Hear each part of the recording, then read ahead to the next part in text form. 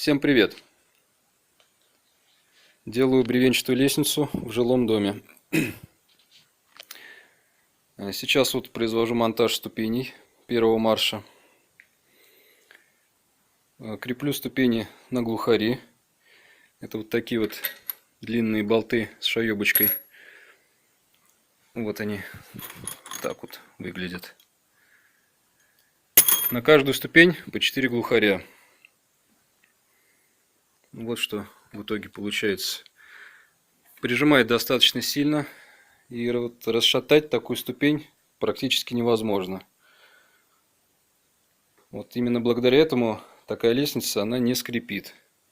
Это уже проверенная информация, так что можете просто поверить на слово.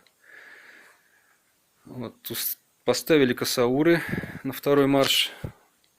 Осталось их выровнять, закрепить, поставить ступеньки, их выровнять. Ну и, собственно, лестница будет готова. Ну еще площадку вот надо будет сделать.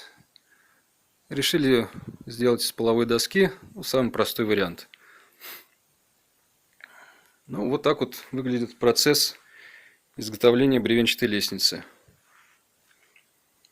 Скоро будет видео по завершению процесса, по полностью готовой лесенке.